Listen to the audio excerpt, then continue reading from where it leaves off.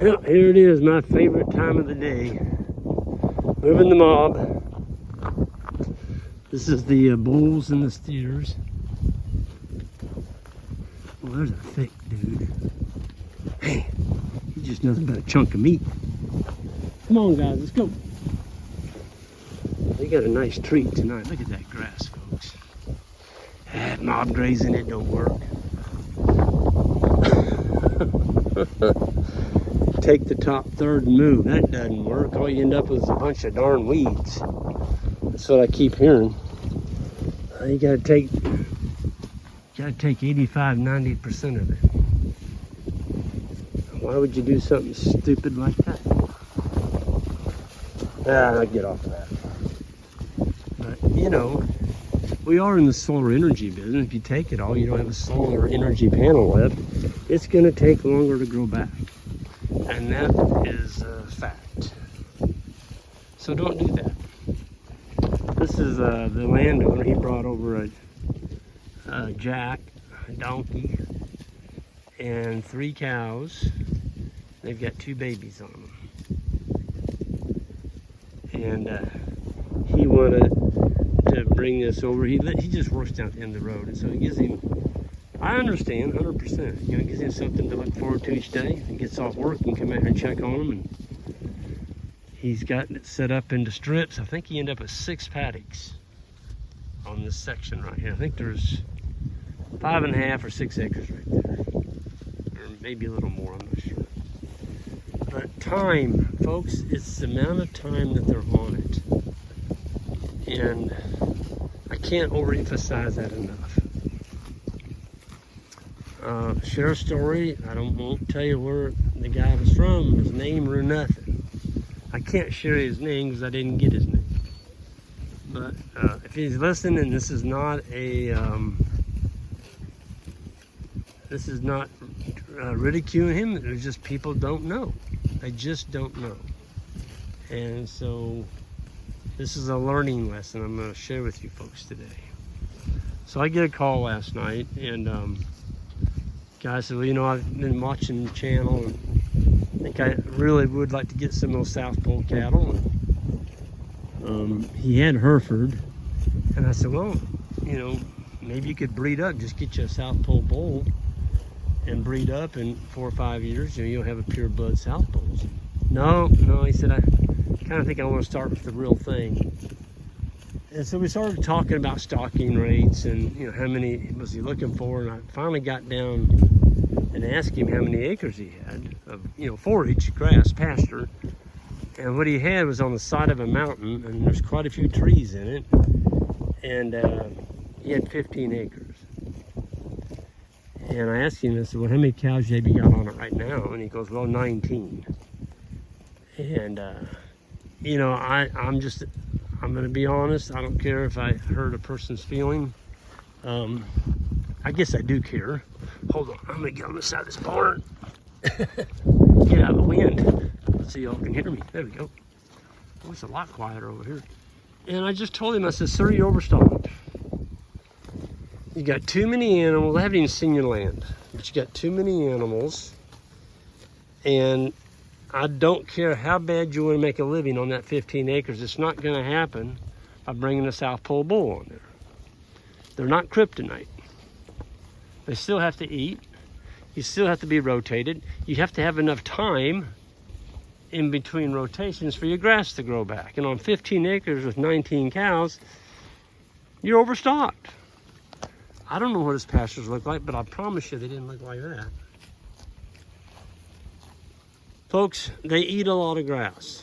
And unless you have, you know, I get this all the time. Somebody will buy 20 acres and they want to quit their town job and make a full-time living on 20 acres.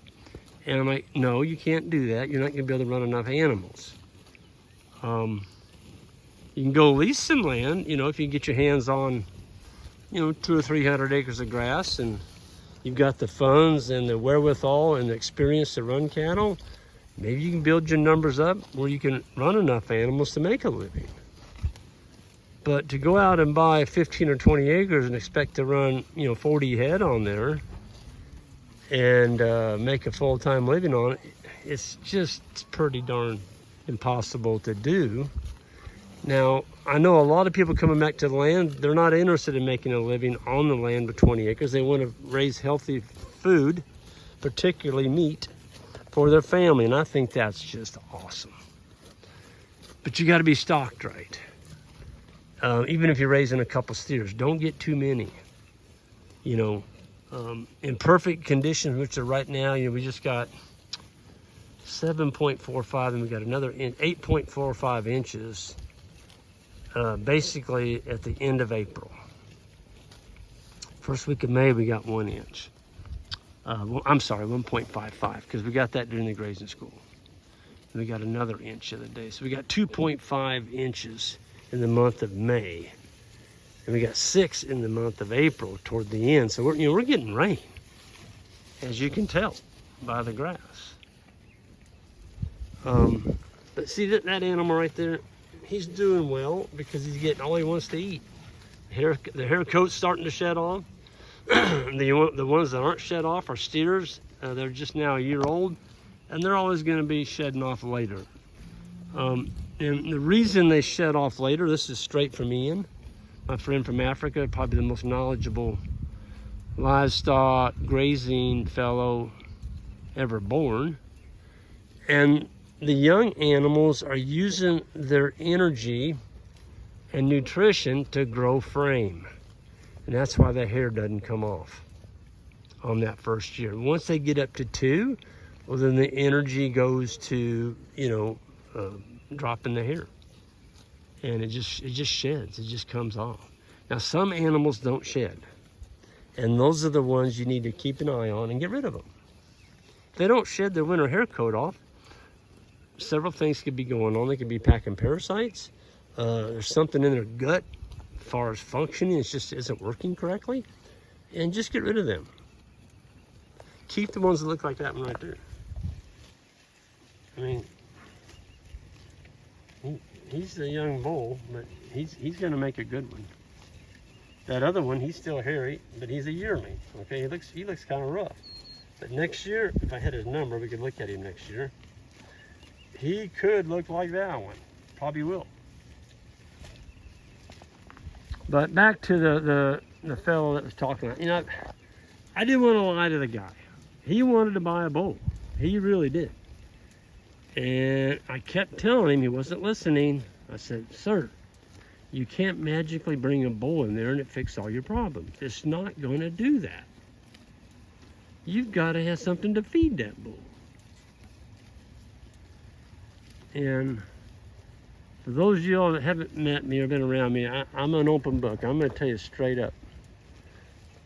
Even if it costs me a sale, I don't care. I don't want to sell somebody something and have them have a wreck and come back to me a year later and say, Greg, that bull I bought from he just didn't turn out. Well, heck, you didn't feed him.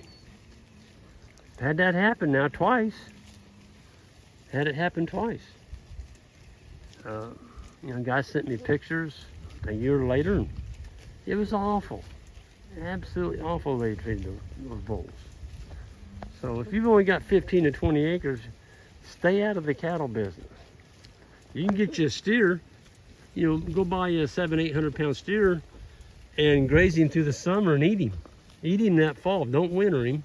You don't want to winter a steer 3 years, so get you one that weighs about 700-800 pounds in, let's say, April, May, and by October, November, he's going to be finished. If he's a smaller frame, don't go out here and buy a great big old leggy looking thing that's got more leg than it does gut.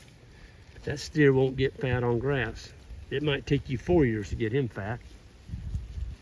Learn to hate leg. Don't get leggy animals. They're not going to make you any money. But, you know, if you got 15 to 20 acres, sheep and goats, man, that's your ticket. You can run more of them, and you probably won't get, you know, your land's not going to be overstocked if you sell some of them.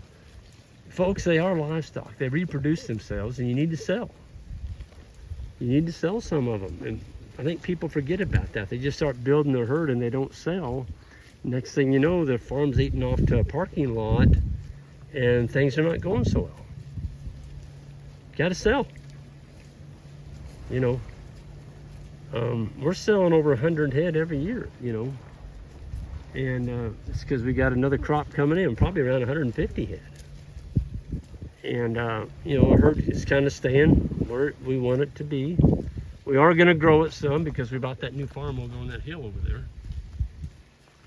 Joel and I got that all set up this morning, and it's going to be nice. We put in 2 more permanent 1-wire high tensile fence from one end clear to the other end. We did that twice.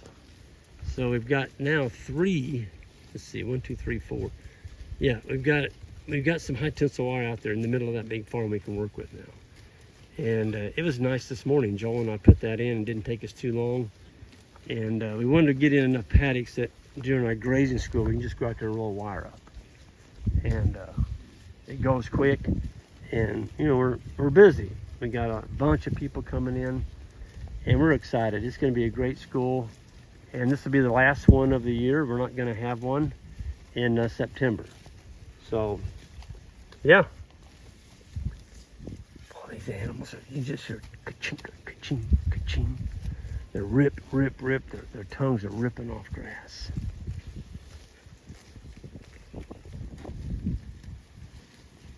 They are so happy.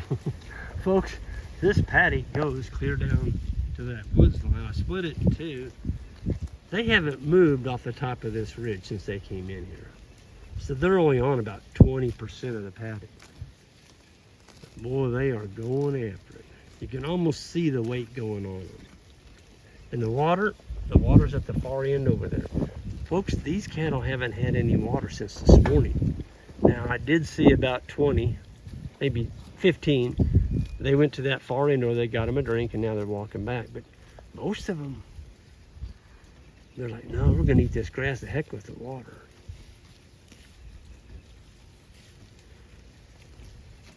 I just love watching animals eat grass. My next favorite thing is to watch animals drink really high quality water. Because when they're drinking high quality water, boy, oh boy, they do so good. We haven't given anything a shot this year. No sick animals. I think Isaac's at 90 now, 90 baby calves. And yeah, we had a couple early on that we lost. They just came out. They didn't make it. It's just part of the business. I'm not going to sit here and shoot a video over a dead calf. I hate that. I hate people doing that. It just gives, I guess they're doing it for clickbait. I don't know. The darn thing died. Get over it. When you're in the livestock business, you're also in the dying business. Sometimes they die. And it's nobody's fault. But you don't have to go out there and shoot a video over a dead calf. That's stupid. Let me back off of that.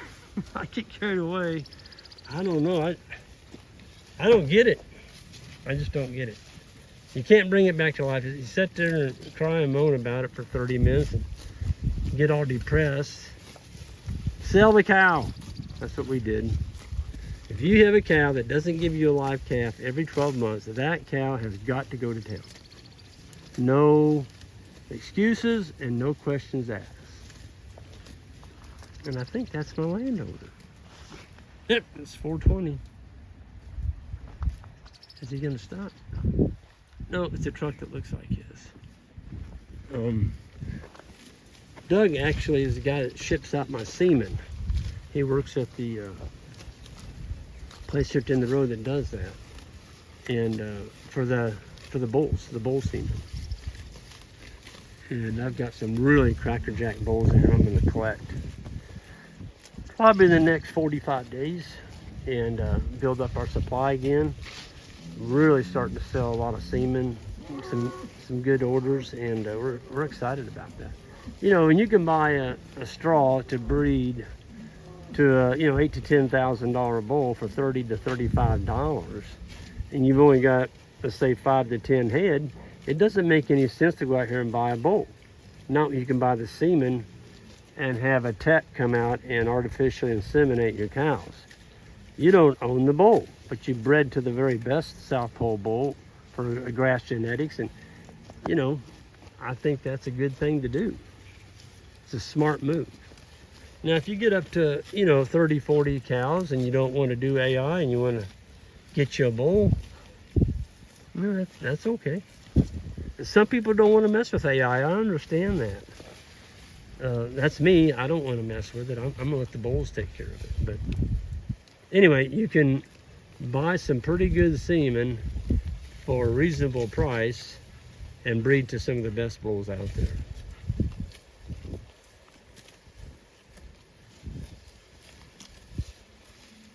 I can sit here and watch them eat grass all day, but I need to get going, and I'm going to end this video.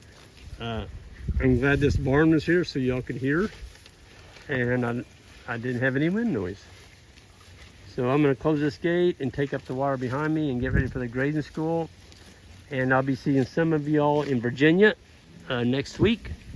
I'm doing a one-day workshop out there. And folks, it's a small world. It's a small world. I don't know, it's just a coincidence, I guess. My sister lives out there. We're gonna go see her. And then I got an email from a fellow, Oliver Anthony. Some of y'all may have heard of Oliver Anthony. And he hit it big last year. He came out with a single hit. Let's see, what was it? I'll probably get it wrong. Richmond, north of Richmond. Yeah, I think he went #1. I think there for a while he sold more records than Taylor Swift. Yeah, can you imagine an old country boy doing that? But anyway, I'm going to do a little consulting for him on his farm in Virginia. And looking forward to meeting up with, that's his stage name, Oliver Anthony. I'm not going to tell you his real name. You can find it on the internet. Anyway, pretty cool how small a world it is. And we had another professional football player come to our last grazing school. And he was a buddy of Jason Kelsey's. Actually played on Jason Kelsey's team the year they won the Super Bowl when they beat Tom Brady. He came in as a rookie, and he's like, man, this is a piece of cake. Coming into the NFL, and your first year, you're in the Super Bowl. Yeah, and they won. They beat Tom Brady. Kelsey and them. Kelsey was the center. Anyway, super, super nice young fella. I'm not going to give you his name. All I know is Jan and I are going to be cheering for him until they play the Chiefs, of course. But he understood that. But he's really a humble man. Yeah, he's bought a farm. He's excited to get interested in raising his own healthy food. I think that's pretty neat, professional athlete doing that. So anyway, I'm going to get out here. Y'all have a good one, and we'll see y'all down the road.